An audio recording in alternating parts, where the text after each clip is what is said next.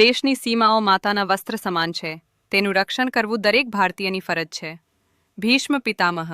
નમસ્કાર દર્શક મિત્રો, સરહદ ન્યૂઝ ચેનલમાં આપનું સ્વાગત છે. હું અનિતા ગોસ્વામી. હવે જોઈએ સમાચાર વિસ્તારથી. અંતરજાલ પાતાળિયા હનુમાન મંદિર બન્યું ગુજરાત રાજ્યનું પ્રથમ ડિજિટલ મંદિર.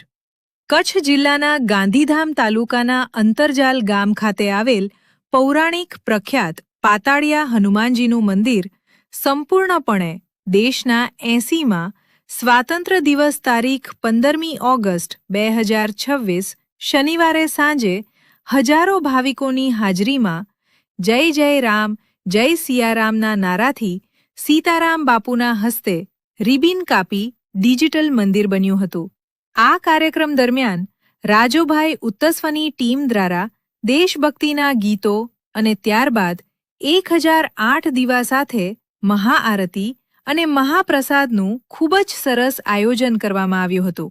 આ કાર્યક્રમને સફળ બનાવવા રઘુભાઈ આહિર, શંભુભાઈ મયાત્રા, રાજેન્દ્રસિંહ જાડેજા, મુકેશભાઈ સેવક, રાજભા ગઢવી, કેતનભાઈ જોશી, હિતેશભાઈ જોશી, ભરતભાઈ ઠક્કર સાથે પાતાળિયા હનુમાન મંદિરના સેવકગણે ભારે જહેમત ઉઠાવી હતી. રિપોર્ટ બળદેવપુરી ગોસ્વામી, સરહદ ન્યૂઝ બ્યુરો, કચ્છ.